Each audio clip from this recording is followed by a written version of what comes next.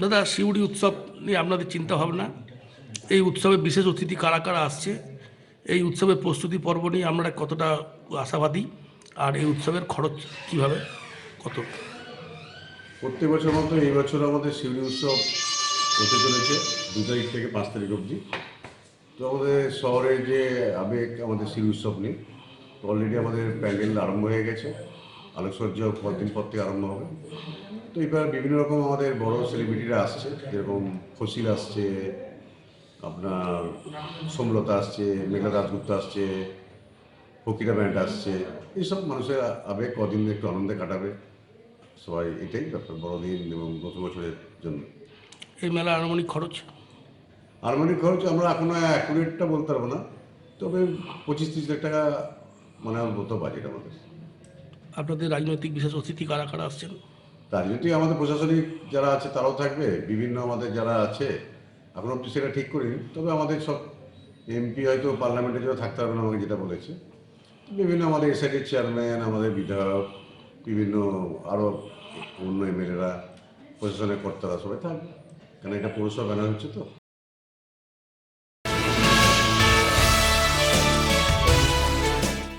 Humanity we care them এনজিওর পরিচালনায় নদিয়া জেলার রানাঘাট 1 নম্বর ব্লকের পায়রাডাঙ্গাতে একটি বিশেষ মানবিক, সামাজিক ও সাংস্কৃতিক কর্মসূচি।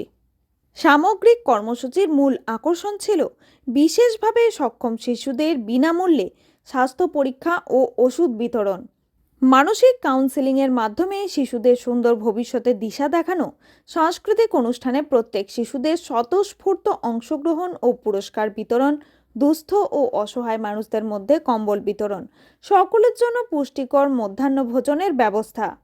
একজন সমাজকর্মী এবং চিকিৎসক হিসেবে হিউম্যানিটি উই কেয়ার দেম এনজিওর এই মহতী উদ্যোগে সামিল হতে পারা আমার জন্য অত্যন্ত গর্বের ও আনন্দের বলে জানালেন কল্যাণী জেএনএম হাসপাতালের ডেপুটি শিপা অতীন্দ্রনাথ মণ্ডল।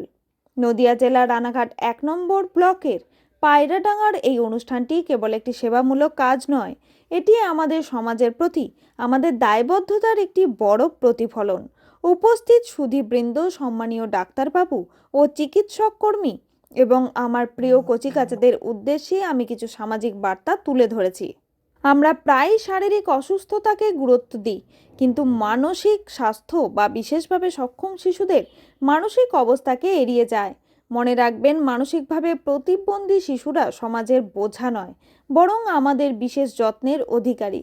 সঠিক সময়ে কাউন্সেলিং এবং উন্নত চিকিৎসার মাধ্যমে তাদের মূলধারায় ফিরিয়ে আনা সম্ভব।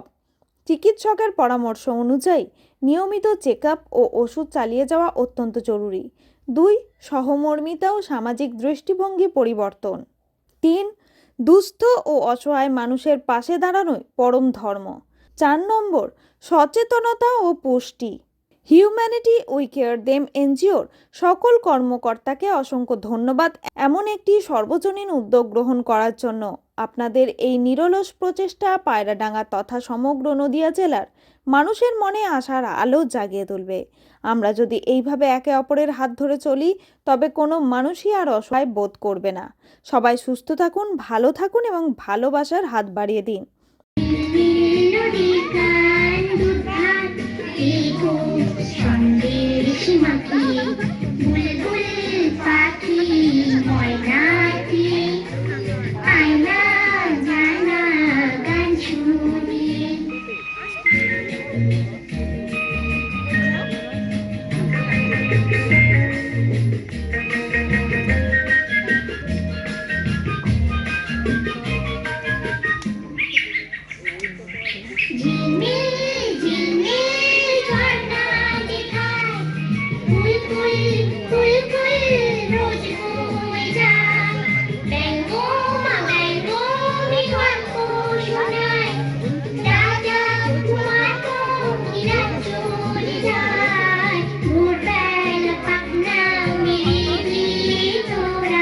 ভয় টিভি, নদিয়া।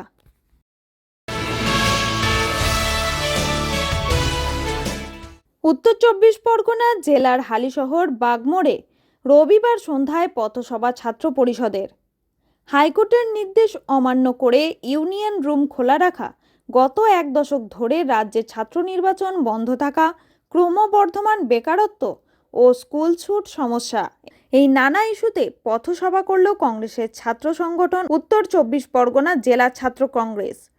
যার সভায় উপস্থিত ছিলেন পশ্চিমবঙ্গ ছাত্র পরিষদের সভানেত্রী প্রিয়াঙ্কা চৌধুরী, বীজপুর ছাত্র পরিষদের প্রাক্তন সাধারণ সম্পাদক সোমতীর্থ সেন সহ বীজপুর ও নৈহাটির কংগ্রেস নেতৃত্বরা।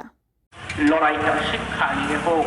এখন জাতীয় কংগ্রেসের নেতৃত্বে যখন শিক্ষার বিরুদ্ধে শিক্ষার লড়াই সংগঠিত হলো, জাতীয় কংগ্রেসের নেতৃত্বে ছাত্র পরিষদের নেতৃত্বে যখন অস্ত্রের বিরুদ্ধে বস্ত্রের লড়াই সংগঠিত হলো, জাতীয় কংগ্রেসের নেতৃত্বে ছাত্র পরিষদের নেতৃত্বে শিক্ষার প্রগতি সংঘবদ্ধ জীবনে দেশপ্রেমের পতাকা তলে যখন বাবরির বিরুদ্ধে চাকরির লড়াই সংগঠিত হলো, তখন খুব সুনিপুণভাবে ভারতবর্ষের মানুষের মূল চিন্তা ভাবনা থেকে সরিয়ে দিয়ে এক নতুন কালাকানুন তৈরি করা হলো, যার নাম সিটিজেনশিপ অ্যামেন্ডমেন্ট বিল। গভীর রাতে সেই বিলটিকে পাশ করিয়ে দেওয়া হলো সিটিজেনশিপ অ্যামেন্ডমেন্ট অ্যাক্ট করে। এক নতুন নাটক, এক নতুন প্রহসন শুরু হলো, যার নাম হলো এসআইআর। ভারতবর্ষের মানুষের ভয় টিভি, উত্তর 24 পরগনা।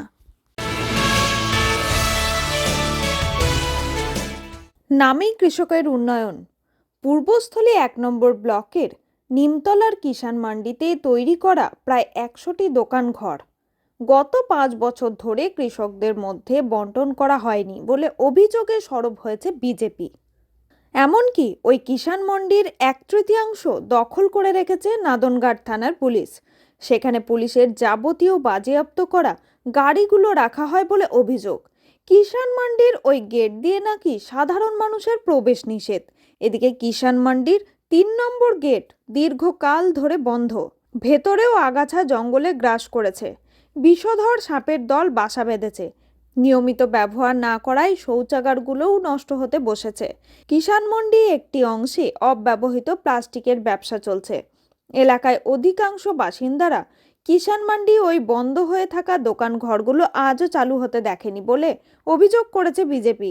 তাদের দাবি, কোটি কোটি টাকা খরচা করে কৃষকের স্বার্থে এই কিষাণ মন্ডি তৈরি করা হয়েছিল, কিন্তু চাষিদের মধ্যে আজও 80% দোকান ঘর বন্টন করা হয়নি। উন্নয়নের টাকা নয়-ছয় করা হয়েছে বলে তাদের অভিযোগ।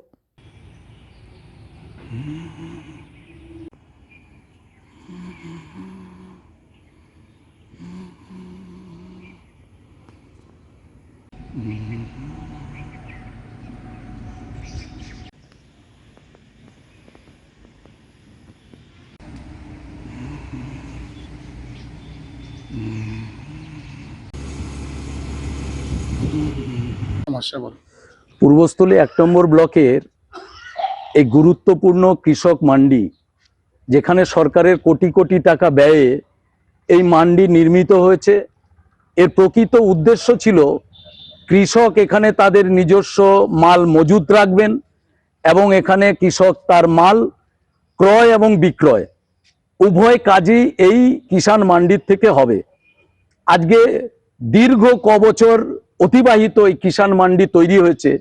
কোটি কোটি টাকা ব্যয়ে এই কৃষক মান্ডি, যেখানে প্রায় 1.5 শতাধিক কাউন্টার আছে, 1.5 শতাধিক ঘর রয়েছে। সেই ঘরগুলো সব শাটার বন্ধ, কৃষকদের এখানে দেখা মেলে না। ওপেন শেডের উপরে কিছু খুচরো কৃষি কাজের কর্ম এখানে চলে। বাকি এই বিশাল কিষাণ মান্ডির 3টে রো, যেখানে 2টো রো ওপেন থাকলেও প্রথম রোয়ে কিছু সবজি জাতীয় কিছু কাজ চলে, বাকি দ্বিতীয় রোয়ের বিশাল অংশ কৃষকদের কাজে না ব্যবহৃত হওয়ার কারণে এখানকার সংশ্লিষ্ট থানা, এ থানা তার ভয় টিভি, নাদনঘাট।